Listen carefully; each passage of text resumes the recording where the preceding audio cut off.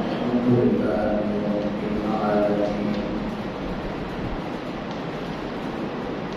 والصلاة والسلام على خاتم النبيين وعلى آله وأصحابه المهديين وعلماء أمته المحققين وأولياء ملته الراشدين وعلينا معهم أجمعين. أما بعد فأعوذ بالله السميع العليم من الشيطان الرجيم. بسم الله الرحمن الرحيم. يا أيها الذين آمنوا استعينوا بالصبر والصلاة إن الله مع الصابرين. سورة الأنعام والأنعام. إن الله وملائكته يصلون على النبي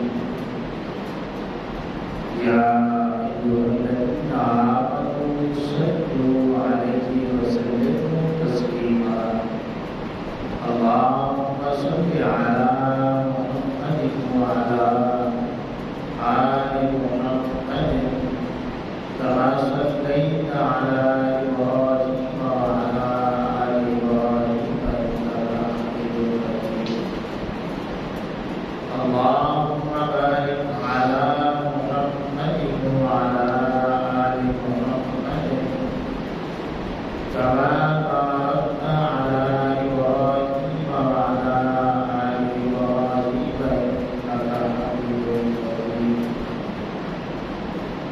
الصلاة والسلام عليك يا سيدي يا رسول الله وعلى آلك وأصحابك يا سيدي يا حبيب الله. الصلاة والسلام عليك يا سيدي يا رحمة للعالمين وعلى آلك وأصحابك يا سيدي يا خاتم المعصومين. مولاي صل وسلم دائما أبدا على حبيبك خير الخلق كلهم.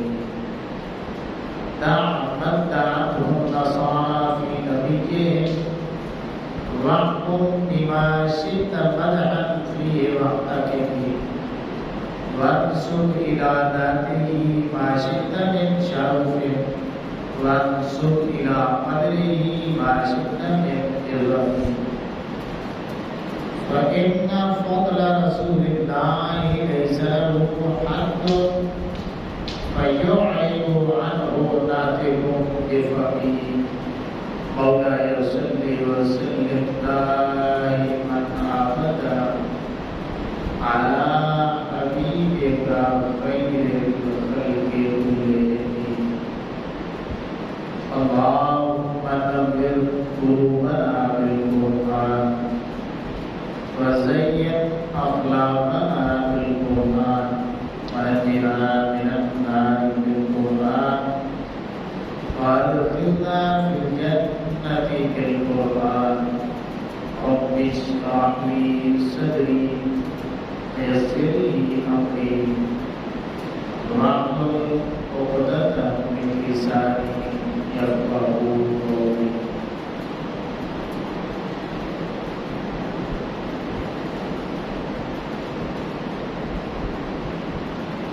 یہ حسینی تذکرہ ہے،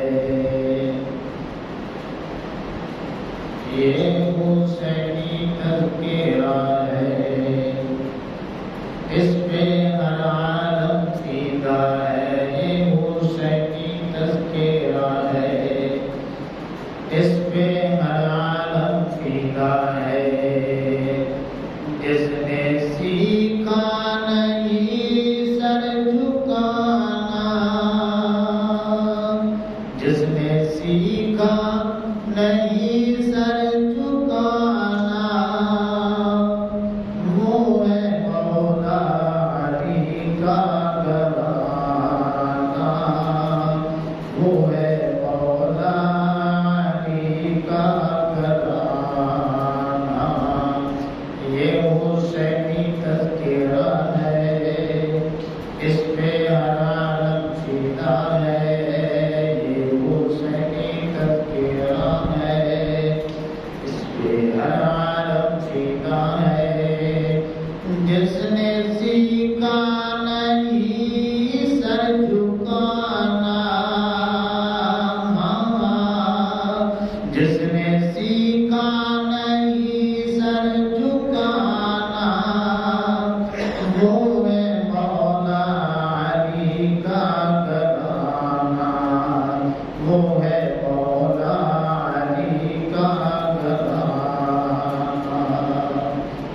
پہلے خط لکھ کے ان کو بلایا گیا، پھر نبی ذاتوں پر ظلم ڈھایا گیا۔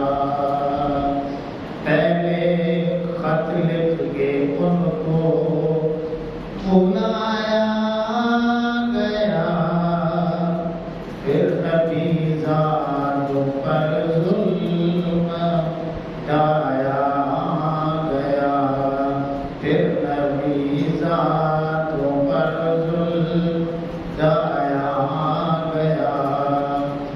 ہائے کیسے مسلمان تھے، ان کی عظمت کو نہ سمجھے، ہائے کیسے مسلمان تھے، ان کی عظمت کو نہ سمجھے، ان کا نوکر ہے سارا زمانہ، وہ ہے مولا علی کا گھرانہ، وہ ہے مولا علی کا گھرانہ۔ یہ حسینی تذکرہ ہے، اس میں ہر عالم فیدا ہے، حسینی تذکرہ ہے، اس پہ ہر عالم فیدا ہے۔ جس نے سیکھا نہیں سر جھکانا، وہ ہے مولا علی کا گھرانہ، وہ ہے مولا علی کا گھرانہ۔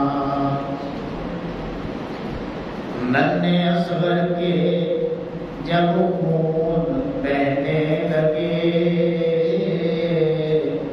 پھر حسین ابن حیدر یہ کہنے لگے، ننھے اصغر کے خون جب بہنے لگے، پھر حسین ابن حیدر یہ کہنے لگے، صبر کا دامن نہ چھوٹے، صبر کا دامن نہ چھوٹے، ساری دنیا روٹھے، صبر کا دامن نہ چھوٹے، چاہے ساری دنیا روٹھے، بیٹا نانا کو منہ ہے دکھانا،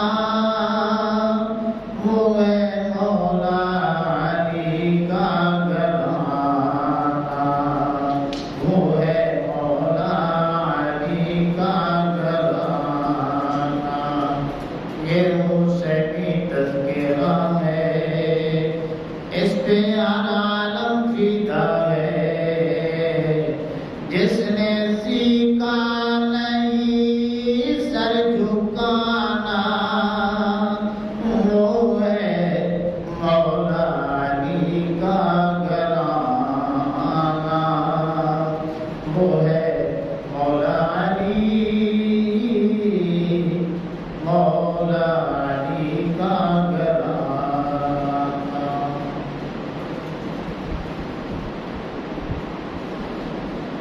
دو صلات کے بعد تمامی احباب کو السلام علیکم ورحمۃ اللہ وبرکاتہ۔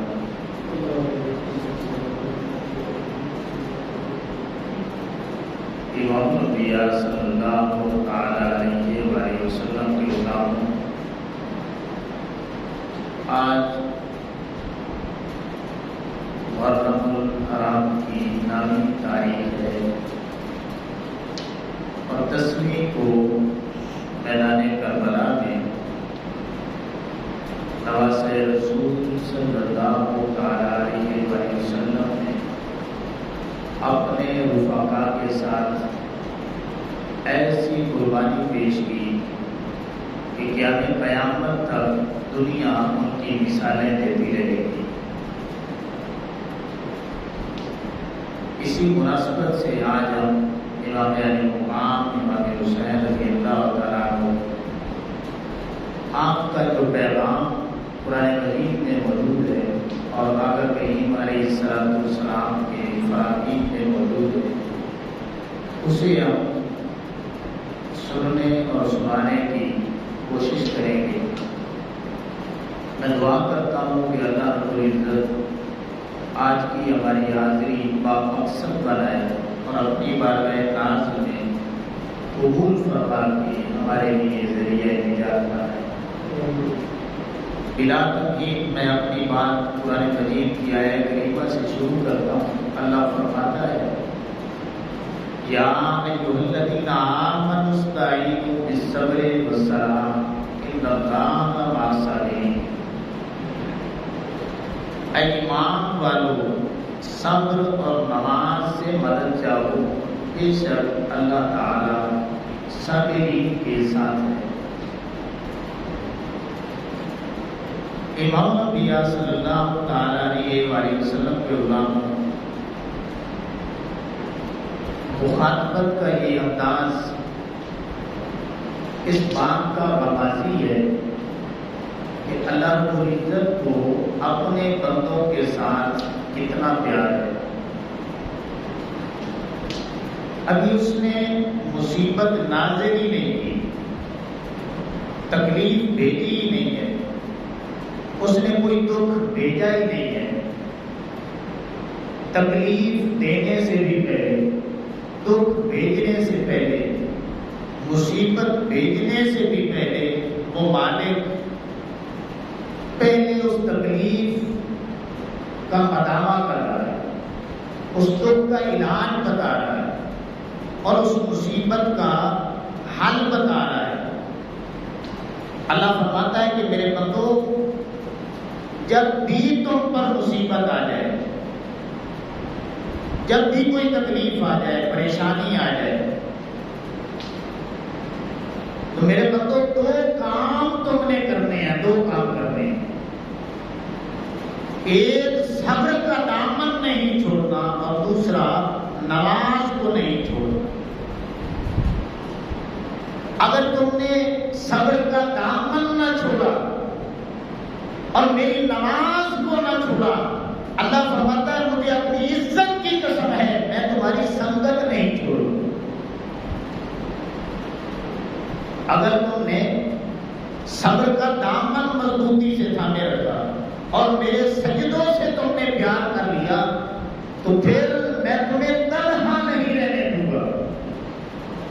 اب اس کو اور زیادہ سادے لفظوں میں اگر آپ سمجھنا چاہتے ہیں تو امام الانبیاء صلی اللہ علیہ وسلم کے غلاموں، مصیبتیں بندہ مومن پہ آتی ہیں، پریشانیاں آتی ہیں، دکھ آتے ہیں۔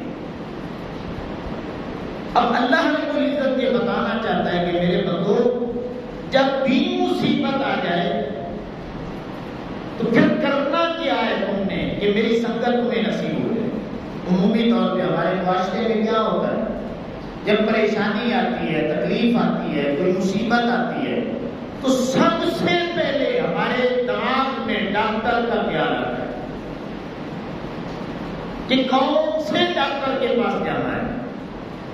اللہ فرماتا ہے میرے بندو، ابھی تک تمہارا تعلق میرے ساتھ مضبوط نہیں ہوا، اگر میرے بندے ہو تو پھر تمہارا ماحول کیسا ہونا چاہیے کہ کچھ تو ڈاکٹر کے پاس لے کے جانے والے ہیں، لیکن گھر کا کوئی ایک آدھ فرد ایسا بھی ہونا چاہیے کہ وہ صبر کا دامن مضبوطی سے پکڑ کے رکھے اور اس کا رخ مسجد کی طرف ہو جائے، میری بندگی کی طرف ہو جائے، میرے سجدوں کی طرف ہو جائے۔ یہ جو اللہ نے فرمایا کہ ان اللہ مع الصابرین، کہ بے شک اللہ رب العزت صابرین کے ساتھ ہے، اس کا معنی یہ ہے میرے بندے، اس انداز میں اگر تم نے مصیبت کے وقت صبر کا دامن پکڑ کے رکھا اور پھر میری نماز کو نہیں بھولا، تو جو لے کے ڈاکٹر کے پاس آپ کے ڈاکخانہ پہنچے ہیں ابھی تک وہ ڈاکٹر کے پاس نہیں پہنچیں گے، ڈاکٹر کے پہنچنے سے پہلے میری مدد پہنچے۔ لیکن اس پہ یقین کی ضرورت ہے، ایمان کی ضرورت ہے، اللہ کے ساتھ قربت کی ضرورت ہے۔ ایمان مضبوط ہونا چاہیے۔ اللہ اکبر۔ تو امام الانبیاء صلی اللہ علیہ وسلم کے غلاموں، آقا کریم علیہ السلام کی تعلیمات کیا ہیں اس حوالے سے؟ حدیث پاک میں آتا ہے، حضرت حذیفہ رضی اللہ عنہ بیان کرتے ہیں ابو داؤد شریف میں، یہ 1319 نمبر حدیث پاک ہے کہ کان نبی صلی اللہ علیہ وسلم، میں نے آقا کریم علیہ السلام کو یہ فرماتے ہوئے سنا، اذا حسبہ امر صلی، جب بھی تم پر کوئی مصیبت آ جائے تو پھر اپنا رخ جو ہے وہ تم نے سجدوں کی طرف کر لیا۔ حضرت ام المؤمنین عائشہ صدیقہ رضی اللہ تعالیٰ عنہ بیان کرتی ہیں کہ آقا کریم علیہ السلام پہ جب بھی کوئی پریشانی آتی تو آقا کریم علیہ السلام اپنا رخ مسجد کی طرف کر لیتے، نوافل کی کثرت کرتے تھے اور دعاؤں کی کثرت کیا کرتے تھے۔ اللہ اکبر۔ یہ ہے ہمارے آقا کریم علیہ السلام کی تعلیمات۔ تو امام الانبیاء صلی اللہ علیہ وسلم کے غلاموں، اب ایمان سے بتائیں کہ وہ گھرانہ جس گھرانے کا تعلق قرآن کے ساتھ اتنا پکا ہے کہ آقا کریم علیہ السلام نے فرمایا، انی تارکن فیکم الثقلین کتاب اللہ و عبرتی، اے میرے غلاموں تم میں میں دو بھاری چیزیں چھوڑ کے جا رہا ہوں، دو بھاری چیزیں، کتاب اللہ و عبرتی، اگر تم نے قرآن کا دامن پکڑ کے رکھا اور میری اہل بیت کا دامن پکڑ کے رکھا، بڑی بڑی آندھیاں آئیں گی، جھکڑ آئیں گے، فتنے اٹھیں گے، جس میرے امتی کے دامن میں قرآن کی دولت ہوگی اور میرے اہل بیت کا دامن ہوگا تو پھر وہ فتنوں سے بچ جائے گا، وہ جھکڑوں اور آندھیوں سے بچ جائے گا، اسے پوری دنیا ہلانا چاہے گی، اس کے قدم ہلا نہیں سکتے۔ اب اندازہ لگائیں اہل بیت کا اور قرآن کا آپس میں تعلق کتنا مضبوط ہے۔ اب اس سے بھی ایک بڑی بات میں آپ کو بتانے لگا ہوں، بڑی توجہ کے ساتھ میری بات سنیں۔ آقا کریم علیہ السلام نے فرمایا، میری امت تم میں دو بھاری چیزیں چھوڑے جا رہا ہے، قرآن اور اہل بیت، اگر ان کا دامن تمہارے ہاتھ میں ہوا کبھی گمراہ نہیں ہو سکتے۔ اب ایمان سے بتائیں کہ آقا کریم علیہ السلام نے قرآن اور اہل بیت کن میں چھوڑ کے گئے، کن میں چھوڑ کے گئے؟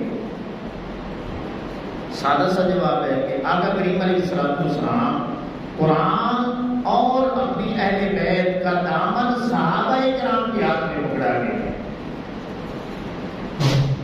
اس میں اختلاف ہی نہیں ہے، کسی بھی عالم کو اختلاف نہیں ہے کہ قرآن کا دامن جو ہے وہ صحابہ کے ہاتھ میں پکڑا ہے، اپنی اہل بیت کا دامن جو ہے وہ بھی صحابہ کے ہاتھ میں پکڑا ہے۔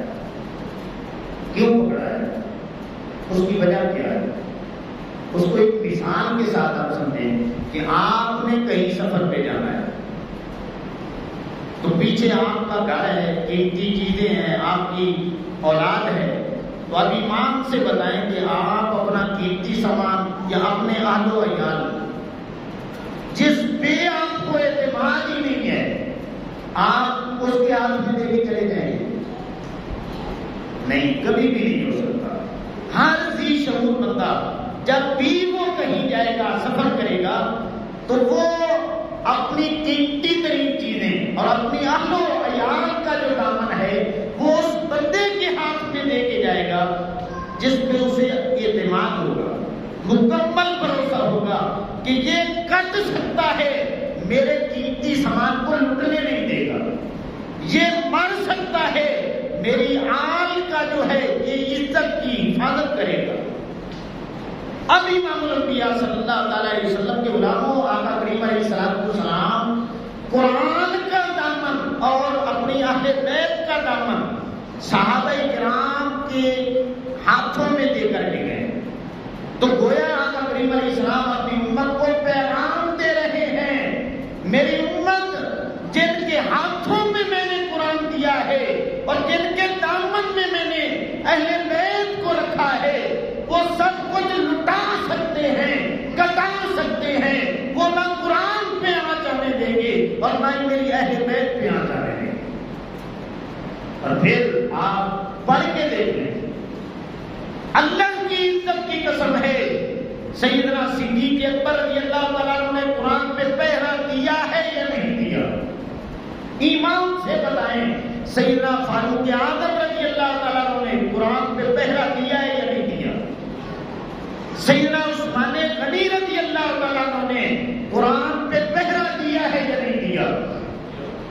تو قرآن پہ جن کے حوالے آقا کریم علیہ السلام کر کے گئے تھے، انہوں نے قرآن کی خاطر جنگیں بھی کی ہیں کہ قرآن کو لٹنے نہیں دیں گے۔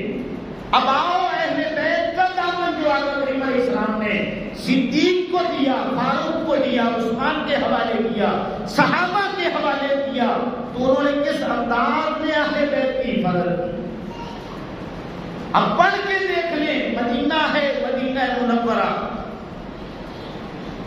حضرت سیدنا صدیق اکبر رضی اللہ تعالیٰ عنہ نے دیکھا کہ آقا کریم علیہ السلام حسن حسین کو اپنے کندھوں پہ اٹھاتے ہیں۔ صحیح حدیث میں موجود ہے کہ سیدنا صدیق اکبر بھی حسن و حسین کو اپنے کندھوں پہ بٹھایا کرتے تھے۔ جب سیدنا فاروق اعظم رضی اللہ تعالیٰ عنہ نے دیکھا کہ آقا کریم علیہ السلام سواری بنے ہیں، حسن حسین اوپر بیٹھے ہیں، تو پھر دوران خطبہ سیدنا عمر فاروق رضی اللہ تعالیٰ عنہ اپنا منبر چھوڑتے ہیں، حسن حسین کو اوپر بٹھاتے ہیں، آپ سامنے کھڑے ہو جاتے ہیں۔ آج کی حفاظت کی ہے یا نہیں کی؟ ایک جنازہ ہوتا ہے اور صحابہ اکرام دفنانے لگتے ہیں، ایک درخت کی چھاؤں دیکھ کر کے سیدنا امام حسن رضی اللہ تعالیٰ عنہ یا سیدنا امام حسین رضی اللہ تعالیٰ عنہ آپ اس درخت کے نیچے بیٹھتے ہیں۔ اب ایک بوڑھا صحابی جس کا نام سیدنا ابو ہریرہ رضی اللہ تعالیٰ عنہ، انہوں نے دیکھا کہ سیدنا امام حسن رضی اللہ تعالیٰ عنہ کے جو پاؤں مبارک ہیں، جوتیاں مبارک ہیں، ان پہ کچھ گرد پڑ گئی۔ اب یہ بوڑھا صحابی اس نے اپنی پگڑی اتاری، پگڑی اتار کے جوتوں کو صاف کرنا شروع کر دیا۔ سیدنا امام حسن رضی اللہ تعالیٰ فرمانے لگے کہ ہمیں آقا کریم علیہ السلام نے بوڑھوں کا ادب سکھایا ہے، چچا جان یہ کام نہ کریے، ہمیں آقا کریم علیہ السلام نے بڑوں کا ادب سکھایا ہے۔ آگے سے سیدنا ابو ہریرہ رضی اللہ تعالیٰ عرضی پیش کرنے لگے، اے حسن، جو شانیں میں نے آپ کی آقا کریم علیہ السلام کی زبان سے سنی ہے، اگر دنیا کو پتہ چل جائے تو وہ آپ کو کندھوں پہ اٹھا کے رکھیں، کندھوں پہ اٹھا کے رکھیں۔ اس انداز میں صحابہ کرام نے اہل بیت کی حفاظت کی، اللہ کی عزت کی قسم ہے کانٹا بھی چبھنے نہیں دیا۔ جب تک حسن حسین مدینہ میں رہے، صحابہ نے حفاظت کی، کانٹا بھی نہیں چبھنے دیا۔ اور جن کے محبت کے دعوے تھے، خطوط لکھ کے بلائے تھے اور 10 دن ان کے ہاں پہنچے ہیں، تو انہوں نے ایک ایک لاش کے 70 ٹکڑے کر دیے۔ آقا کریم علیہ السلام نے جن کے ہاتھوں میں قرآن دیا، جن کے ہاتھوں میں اہل بیت کا دامن دیا ہے، انہوں نے قرآن پہ اور اہل بیت کے آدھار پہ سب کچھ لٹا دیا ہے، بٹا دیا ہے۔ اللہ اکبر۔ امام الانبیاء صلی اللہ تعالی علیہ وسلم کے غلاموں، یہی حدیث پاک، اس کے آخری جو الفاظ ہیں، آقا کریم علیہ السلام نے فرمایا لن یفترقا حتی یردا علی الحوض، کہ میرے غلاموں سن لو، میری آل کا قرآن مجید کے ساتھ اتنا گہرا اور پکا تعلق ہے، یہ دنیا تو دنیا، جب قیامت آئے گی میں اپنے حوض کوثر پہ کھڑا ہوگا، میری آل آ رہی ہوگی، اس وقت بھی قرآن میری آل کے ساتھ ہوگا۔ اس وقت بھی قرآن میری آل کے ساتھ ہوگا اور میری آل قرآن کے ساتھ ہوگا. اتنا گہرا تعلق ہے قرآن کا اہل بیت کا آپس میں. اللہ اکبر. اب ایک بات ہے تھوڑی سی کڑوی ہے، وہ بھی آپ سن لیں. کہ اگر کوئی بندہ یہ کہے کہ میں سید ہوں، میں سید ہوں، اور اس کا عقیدہ یہ ہو کہ یہ قرآن جو ہے یہ نقلی ہے، تو امام الانبیاء صلی اللہ تعالی علیہ وسلم کے غلاموں اس کا یہ معنی نہیں بنتا کہ قرآن نقلی ہے. اس کا معنی یہ بنتا ہے کہ وہ سید نقلی ہے.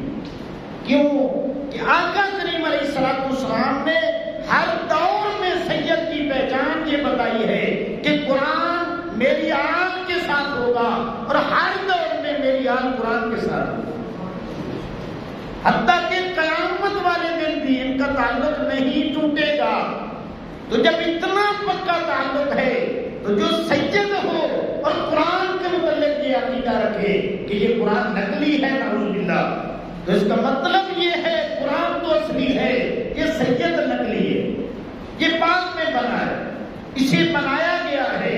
یہ آقا کریم علیہ السلام کی آل میں سے ہوتا تو یہ قرآن کے ساتھ ہوتا. اللہ اکبر.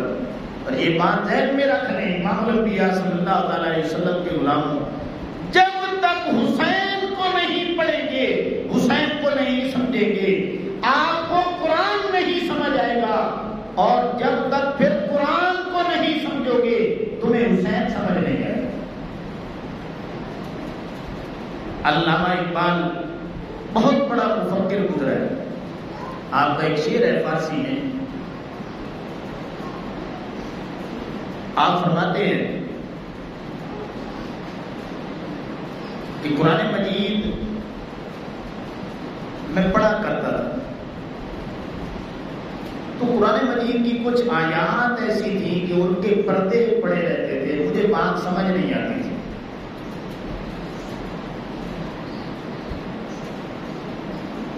بعض آیات میں پڑھتا تھا لیکن پردے پڑے رہتے تھے، سمجھ نہیں آتی تھی.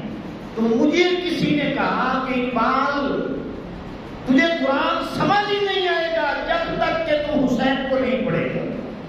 جب حسین تجھے سمجھ آ گیا تو پھر قرآن بھی سمجھ آنے لگے گا.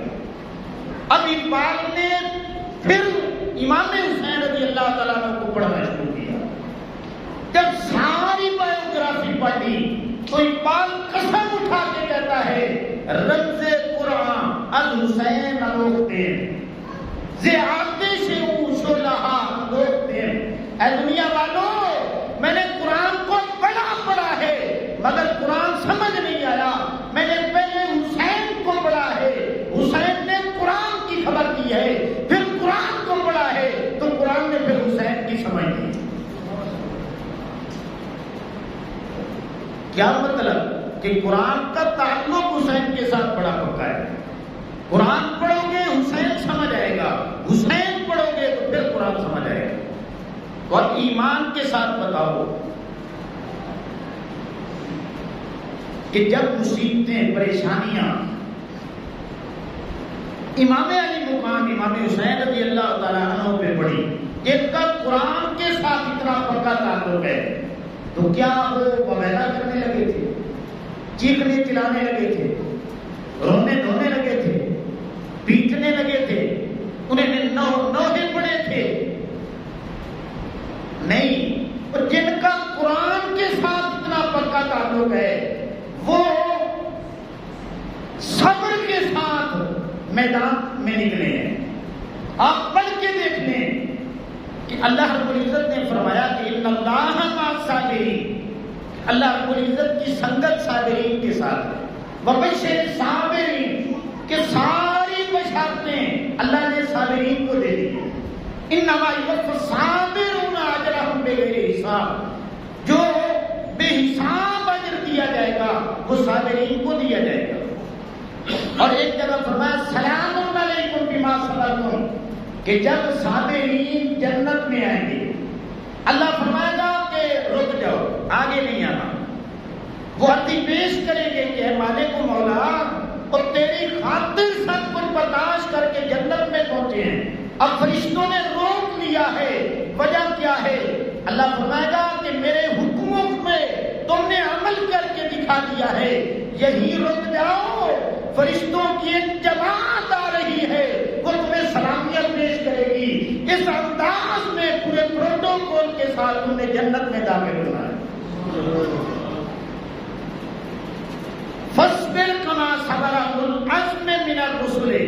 اللہ نے فرمایا کہ میرے حبیب کریم علیہ السلام اس طرح صبر کر کے دکھانا ہے جس طرح اولو العزم رسولوں نے صبر کر کے دکھایا ہے. امام الانبیاء صلی اللہ تعالی علیہ وسلم کے غلاموں تو سیدنا امام حسین رضی اللہ تعالیٰ عنہ نے یہ امتحان صبر کے ساتھ دیا ہے، یہ ذہن میں رکھ لیں. اور صبر دلیری کو کہتے ہیں، یہ ذہن میں رکھ لیں. بے صبری بزدلی کا نام ہے اور صبر دلیری کا نام ہے، جرأت و بہادری کا نام ہے. تو امام حسین رضی اللہ تعالیٰ عنہ نے یہ امتحان جرأت و بہادری کے ساتھ دیا ہے، بزدلی کے ساتھ نہیں دیا. اللہ اکبر. اب یہ 15 صدیوں کی مسافت ہے، مختلف لوگ ہیں، مختلف سوچیں ہیں. تو آج کے دور میں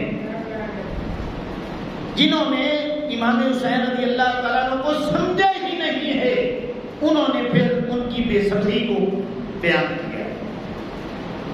خاندان نبوت کے حوالے سے یہ بات ممبروں پہ انہوں نے بیان کی ہے کہ اہل بیت کی جو خواتین تھی نا، وہ بے پردہ ہو کے خیموں سے باہر نکلی. انہوں نے یہ بتایا کہ امام علی مقام اپنے رفقا کے ساتھ روتے پیٹتے نکلے تھے، نوحے کرتے ہوئے نکلے تھے، بے صبری کی خبر دی امت کو. اللہ اکبر. امام الانبیاء صلی اللہ تعالی علیہ وسلم کے غلاموں، آؤ سیدہ زینب رضی اللہ تعالی عنہ، آپ کی عظمت تو برابر برا ہے، آپ کی شانیں بہت زیادہ ہیں. میں ان کے در کی ایک لوٹی کیا حیا آپ کو بتانے لگا. ان کے گھر کی خاتمہ کی عظمت کتنی تھی.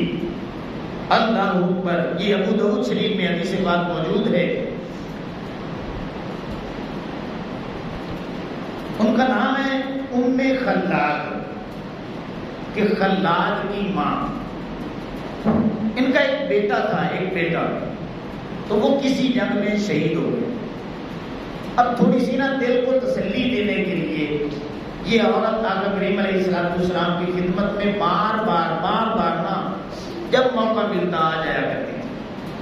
تو بس ایک ہی سوال کرنا، یا رسول اللہ صلی اللہ علیہ وسلم میرے بیٹے کا کیا بنا؟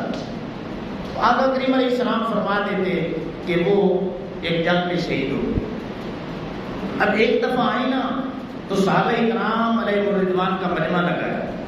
اب صحابہ بیان کرتے ہیں وہ عورت کے انداز میں آئی کہتے تسالین ابن وہی متنکبۃ. آتے ہی آقا کریم علیہ السلام کو سلام پیش کیا اور پھر اپنا معمول کی طرح اپنے بیٹے کا پوچھا. لیکن صحابہ بیان کرتے ہیں وہی متنکبۃ، نقاب کر کے آئی، پردے کے ساتھ آئی. اب صحابہ کرام نے جب دیکھا آقا کریم علیہ السلام کی خاتمہ ہے اور اپنے نبی کے پاس آئی ہے اور پردے کے ساتھ آئی ہے، تو کسی صحابی نے نا اونچی آواز میں یہ بات کر دی کہ پردہ کیوں کر کے آئی. کیونکہ زمانہ جاہلیت میں عورتیں جب بیٹا باپ یا خامد شہید ہو جاتے نا تو پھر وہ جاہلیت کے کام کیا کرتی تھی. کیا مطلب؟ اپنے گریبان چاک کر لیتی تھی، دوپٹے اتار دیتی تھی اور اپنے بالوں کو کھول لیتی تھی. یہ زمانہ جاہلیت کی رسمیں تھیں. تو ابتدائی اسلام، ابھی اسلام کی ابتدا ہو رہی ہے، تو حضرت ام خلاد پردے کے ساتھ آتی ہیں اور نقاب کیا ہوا ہے. تو جب یہ بات کی نا تو آقا کریم علیہ السلام کی وہ خادمہ، گھر کی خادمہ اب جانے لگی ہیں، کانوں میں آواز آ گئی کہ کسی صحابی نے نا نکاح کے حوالے سے بات کی۔ اب حدیث پاک میں آتا ہے اس عورت نے تھوڑا سا رخ پیچھے موڑ کے اونچی آواز سے جواب دیا، ان ارزا ابنی فلن ارزا حیائی، اے میرے مصطفیٰ صلی اللہ علیہ وسلم کے غلاموں، اور میرا بیٹا مرا ہے، میری غیرت نہیں مری کہ میں اپنے نبی سے پردہ کر کے لاؤں۔ اسی نبی نے بتایا ہے کہ پردہ کرنا ہے، اور میرا بیٹا مرا ہے، ابھی تک میری غیرت زندہ ہے، اسی لیے پردے سے آئی ہے۔ تو امام الانبیاء صلی اللہ تعالی علیہ وسلم کے غلاموں، یہ ہے اس در کی کنیزوں کے پردے کا حال کہ بیٹا بھی مر جائے اور آنا اپنے آقا مولا صلی اللہ علیہ وسلم کے پاس ہے، اپنے نبی کے پاس ہے، لیکن پردے کے ساتھ آنا۔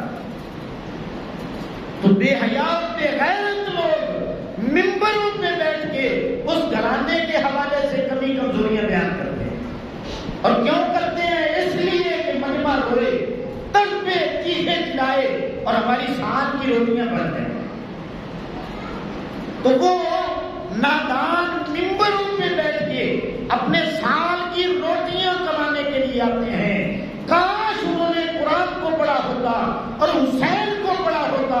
قرآن کی تعلیمات وہ ہیں جس پہ حسین نے عمل کر کے دکھایا ہے، خانوادہ رسول نے عمل کر کے دکھایا ہے۔ اللہ اکبر۔ تو امام الانبیاء صلی اللہ علیہ وسلم کے غلاموں، آؤ، امام زین العابدین آپ فرماتے ہیں، دنیا والوں سن لو، جب ہم نکلے تھے مدینے سے، مدینہ سے مکہ پہنچے، پھر مکہ سے کوفہ پہنچے، کوفہ سے کربلا پہنچے، شہادتوں کے بعد پھر کربلا سے کوفہ دوبارہ آئے، اور پھر کوفہ سے دمشق پہنچے، دمشق سے شام پہنچے، اور شام سے پھر مدینہ پہنچے۔ یہ 6 ماہ کا رستہ ہم نے پیدل کیا ہے، اور کم و بیش 5555 کلومیٹر کا یہ لمبا ترین سفر ہم نے طے کیا ہے۔ امام زین العابدین فرماتے ہیں، دنیا والوں، اور تم نے ہمارا تعارف لوگوں کو کیا کرایا ہے بزدلی کے حوالے کے ساتھ۔ اس مدینہ سے لے کر کے واپسی مدینہ تک آپ فرماتے ہیں، اور ہم نے مردوں کو تو کیا، ہم نے بیویوں کے حوالے سے دیکھا ہے، پہلے اپنی پھوپھوں کو دیکھا ہے۔ اتنے لمبے سفر میں آپ کی زبان پہ میں نے ہائے ہائے نہیں سنا۔ اور پھر نمازیں تو بڑی دور کی بات ہیں۔ امام زین العابدین فرماتے ہیں، دنیا والوں، میری پھوپھوں کی تہجد کی نماز بھی قضا نہیں، نہ ہائے ہائے سنی ہے اور نہ ہی نمازیں چھوٹی ہیں۔ صبر کا دامن بھی پکڑ کے رکھا ہے اور نمازیں بھی ادا کی ہیں، تہجد تک قضا نہیں ہونے دی، کیونکہ ان کا تعلق بڑا قرآن کے ساتھ ہوتا ہے۔ اگر انہوں نے عمل نہیں کرنا تو پھر امت میں کون ہے جس نے قرآن مجید پہ عمل کرنا ہے؟ اللہ اکبر۔ تو امام الانبیاء صلی اللہ تعالی علیہ وسلم کے غلام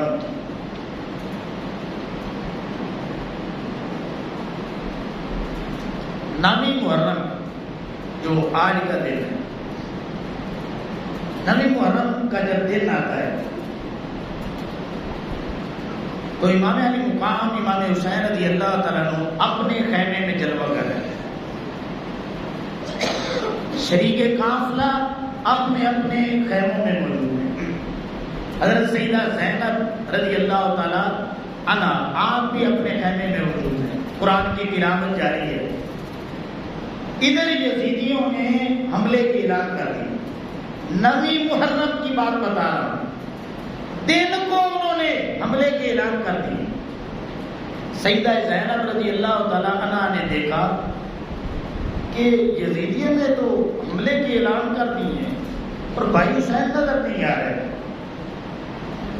اب جلدی جلدی قدم اٹھائے، اپنے بھائی کے خیمے میں پہنچی، اب دیکھا کہ امام علی مقام امام حسین رضی اللہ تعالیٰ عنہ جس لکڑی کی اوٹ پہ خیمہ کھڑا تھا نا، تو وہاں پہ آپ نے ٹیک لگائی ہوئی تھی، اپنے گھٹنے کھڑے کیے ہوئے تھے اور گھٹنوں کے اوپر آپ نے اپنا سر رکھا ہوا تھا۔ اس انداز میں نے دیکھا، سیدہ فرماتی ہیں کہ میرے بھائی حسین آرام کر رہے ہیں، سو رہے ہیں۔ اب میں بڑی حیران ہوئی، ادھر حملے کے اعلان ہوئے اور بھائی حسین ادھر سو رہے ہیں۔ تو میں نے اپنے بھائی کو جگایا کہ بھائی جان، یزیدیوں نے حملے کے اعلانات کر دیے ہیں اور آپ ادھر آرام فرما رہے ہیں۔ اب یہ ایمان سے سننے والی باتیں ہیں۔ امام الانبیاء صلی اللہ تعالی علیہ وسلم کے غلاموں، ایسا ماحول ہو کہ ریت کے ٹیلے ہوں اور سورج اپنی گرمی برسا رہا ہو، 22,000 تلواریں گردن پہ لٹک رہی ہوں، دشمن نے پانی بھی بند کیا ہوا ہو اور تمام سختیاں موجود ہوں، اس ماحول میں اگر یہ جو ماحول بنا ہے اس پہ اگر پھولوں کا بھی بستر کسی کو پیش کیا جائے تو ایمان کے ساتھ بتائیں اسے نیند آ جائے گی؟ پھولوں کا بستر بنا ہوا ہو پھر بھی نیند نہیں آئے گی، لیکن امام علی مقام امام حسین رضی اللہ تعالیٰ پھر بھی سو رہے۔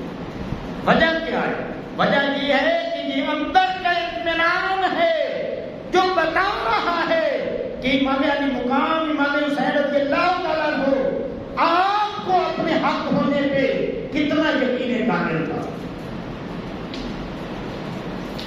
اپنے حق ہونے پہ آپ کو یقین کامل حاصل تھا، اور ایک سکینہ اتر رہی تھی، اللہ کی رحمت اتر رہی تھی۔ علماء نے لکھا ہے غزوہ بدر میں جب صحابہ کرام میدان میں نکلے تھے، آقا کریم علیہ السلام نے دعا مانگی تھی تو ان صحابہ کرام پہ اللہ کی طرف سے ایک نور اترا تھا جسے قرآن سکینہ کہتا ہے، جو غزوہ بدر والوں کو نصیب ہوا۔ پھر غار ثور میں وہی سکینہ اتری، سیدنا صدیق اکبر کو نصیب ہوئی۔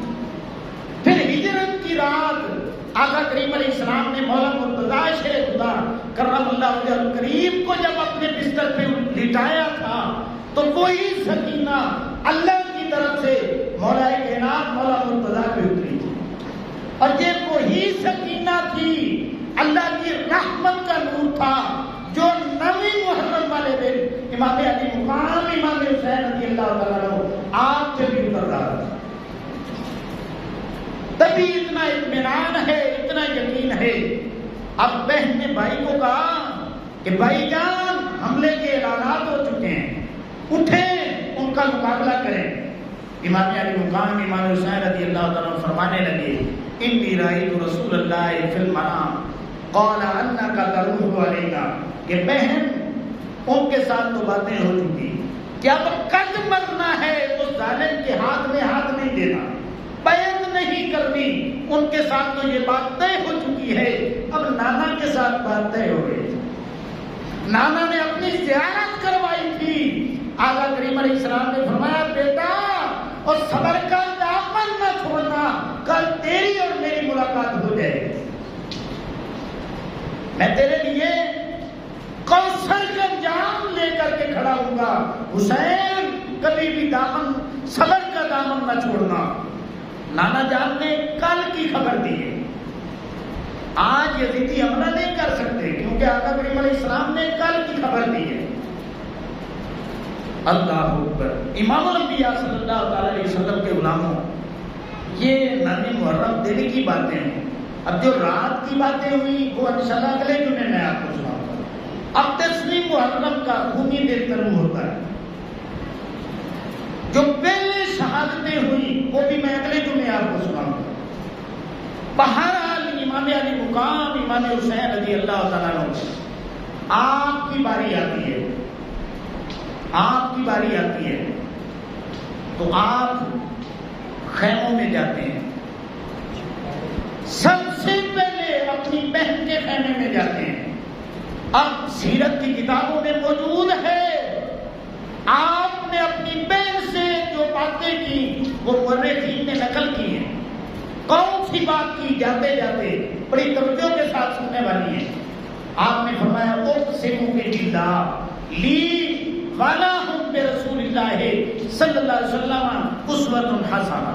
اے میری بہن، تیرے لیے اور میرے لیے، دونوں کے لیے آقا کریم علیہ السلام کی زندگی میں بہترین نمونہ موجود ہے.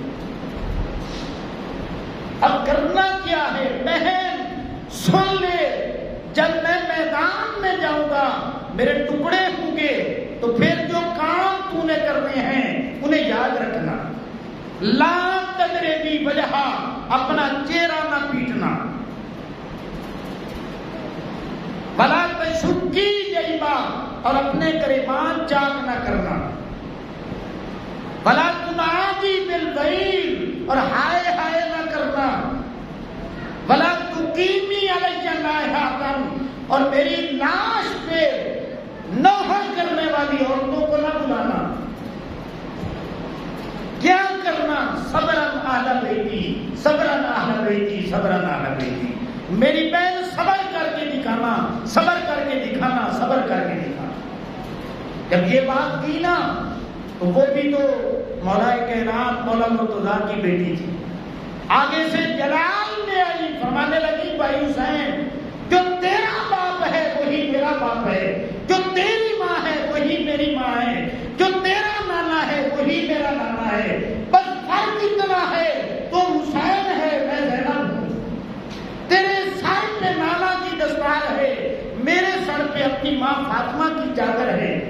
اور میں یہ جانتی ہوں کہ مدینہ سے نکلے تھے کربلا تک، تو قافلے کا سالار آپ ہوں گے، اور پھر آپ کی شہادت کے بعد کربلا سے لے کے دوبارہ مدینے تک اس قافلے کا سالار میں نے ہونا ہے.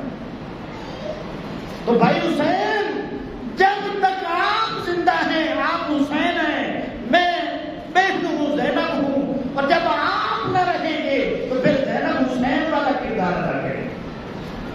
آپ تسلی سے جائیں، میں صبر کا دامن چھوٹنے نہیں دوں گی. اللہ کی عزت کی قسم ہے، امام علی مقام امام حسین رضی اللہ تعالیٰ عنہ یہ جواب سن کے مسکرا پڑے. تسلی ہو گئی کہ بہن نے میرے والا کردار ادا کرنا ہے. آپ دیگر اہل بیت کی خواتین کو تسلیاں دینے کے لیے یہی جملے دہراتے رہے، صبرن اہل بیتی، صبرن اہل بیتی. صبر کرنا، صبر کرنا. اے میرے آقا کریم علیہ السلام کے خانوادہ کے لوگوں، صبر کر کے دکھانا. امام الانبیاء صلی اللہ تعالی علیہ وسلم کے غلاموں، امام علی مقام امام حسین رضی اللہ تعالیٰ عنہ اپنی سواری پہ بیٹھے. آپ نے مبارک طلب کیا. اللہ کی عزت کی قسم ہے، یزیدیوں میں سے ایک کو بھی جرأت نہ ہوئی کہ وہ امام علی مقام امام حسین رضی اللہ تعالیٰ عنہ کا مقابلہ کر سکے. دوسری بار للکارا، پھر کوئی نہ آ سکا. تیسری بار للکارا، پھر بھی کسی کی جرأت نہ ہوئی. آپ نے دیکھا کہ یہ بھیڑوں کی طرح ایک دوسرے کی طرف دیکھ رہے ہیں. آپ نے ان پہ حملہ کر دیا، اور حملہ کیا جدھر جاتے ہیں ان کے لاشیں تڑپ رہے ہیں. اور آپ بڑی جرأت اور بہادری کی طرح آپ اس انداز میں لڑے کہ یزیدیوں کو گاجر اور مولی کی طرح کاٹتے ہوئے آگے بڑھتے جا رہے ہیں. ایک حملہ کیا، کئی یزیدیوں کو فنار کیا. پھر دوسرا حملہ کیا، کتنے یزیدیوں کو فنار کیا. تیسرا حملہ کیا، بے شمار یزیدیوں کو فنار کیا. اب اس قافلے میں جو سردار تھے وہ بول اٹھے کہ اکیلے اکیلے مقابلہ نہ کرو، یکبارگی حسین پہ حملہ کرو. اللہ کی عزت کی قسم ہے، امام الانبیاء صلی اللہ تعالی علیہ وسلم کے غلاموں، پھر یکبارگی حملہ ہوتا ہے. تیر آتے ہیں، نیزے آتے ہیں، تلواریں چلتی ہیں. لگتا یوں ہے جیسے زہرا کا لال کالے بادلوں میں آ چکا ہے. اب آپ اپنی سواری سے نیچے اترتے ہیں. خولی پکارتا ہے، سنان جلدی جاؤ، حسین کا سر دڑ سے جدا کر دو. وہ دوڑ کے جاتا ہے اور آپ کی گردن پہ تلوار رکھتا ہے اور جلدی سے چلا دیتا ہے. آپ کا دڑ ایک طرف ہو جاتا ہے، سر ایک طرف. انا للہ و انا الیہ راجعون. امام الانبیاء صلی اللہ تعالی علیہ وسلم کے غلاموں، اس انداز میں بڑی جرت کے ساتھ، بہادری کے ساتھ آپ نے ان کا مقابلہ کیا ہے۔ آپ پڑھ کے دیکھ لیں، یہ نیٹ پہ موجود ہے۔ ڈاکٹر ڈیوڈ جو بہت بڑا مورخ انگریزوں کا گزرا ہے، وہ کہتا ہے کہ میں نے تاریخ ساری پڑھی کہ اس دنیا میں جو دلیر لوگ گزرے ہیں ان میں سے پہلے نمبر پہ کون آتا ہے؟ اب وہ کہتا ہے no one can be compared with امام حسین رضی اللہ عنہ. Punctuality, regularity and stability and bravery. کہ دنیا والوں سن لو، ثابت قدم میں، وقت کی پابندی میں اور جرت و بہادری میں حسین سے بڑھ کر میں نے کسی انسان کو دیکھا نہیں ہے۔ اللہ اکبر۔ تو وہ تو جرت اور بہادری کے ساتھ نکلے تھے، کیوں کہ صبر کا دامن پکڑ کے رکھا تھا، قرآن کا دامن پکڑ کے رکھا تھا، اور آقا کریم علیہ السلام خبر دے کے گئے تھے کہ میرے حسین کا قرآن کے ساتھ، قرآن کا میری اہل بیت کے ساتھ اتنا پکا تعلق ہے کہ یہ دنیا تو دنیا جب حوضے کو سر پہ آئیں گے تو پھر بھی ایک دوسرے کے ساتھ رہیں گے۔ امام الانبیاء صلی اللہ تعالی علیہ وسلم کے غلاموں، اتنے کٹھن مراحل میں امام علی مقام، امام حسین رضی اللہ تعالیٰ عنہ نے ہر موقع پہ صبر کا دامن بھی پکڑ کے رکھا، آپ نے نمازیں بھی نہیں چھوڑی۔ ہماری نمازیں حال دیکھ لیں، نوجوان ہیں کرکٹ اور والی بال کے میچوں میں اپنی نمازیں ضائع کر رہے ہیں، ہمارے بوڑھے جو ہیں ادھر گلیوں کی نکروں میں، چوراہوں میں حکے کے کش لگاتے ہوئے نمازیں ضائع کر رہے ہیں، اور ہماری جو بیویاں ہیں گھروں میں بیٹھی ہیں وہ ڈرامے کی ایک قسط تکنے کے لیے وہ نمازیں چھوڑ رہے ہیں۔ ایمان کے ساتھ بتاؤ، امام علی مقام، امام حسین رضی اللہ تعالیٰ عنہ اگر نمازیں چھوڑ دی، صبر کا دامن چھوڑ دیا، تو کل قیامت والے دن ان کی سنگت نصیب ہوگی؟ نئی سنگت نصیب ہوگی۔ آپ فرماتے ہیں دنیا والوں سن لو، میرے قافلے میں شامل کوئی کم نظر نہیں ہے، میرے قافلے میں شامل کوئی کم نظر نہیں ہے، جو بے نماز ہوگا وہ میرا ہم سفر نہیں ہے۔ آپ نے فرمایا تھا کہ جس کے دامن میں صبر کی دولت نہیں ہے اور قرآن کی دولت نہیں ہے، آقا کریم علیہ السلام کی شریعت کا دامن نہیں ہے، نمازیں نہیں پڑھتا، میرا اس کے ساتھ کوئی تعلق نہیں ہے۔ اس لیے امام الانبیاء صلی اللہ تعالیٰ علیہ وسلم کے غلاموں، اگر ہم چاہتے ہیں کہ کل قیامت والے دن حسینی قافلے میں شامل ہو جائیں، تو پھر آج ہمیں جو امام علی مقام، امام حسین رضی اللہ تعالیٰ نے پیغام دیا ہے اس پہ عمل کرنے کی ضرورت ہے۔ میں دعا کرتا ہوں کہ اللہ رب العزت مجھے، آپ کو، سبھی کو عمل کی توفیق عطا فرمائے۔ وما علینا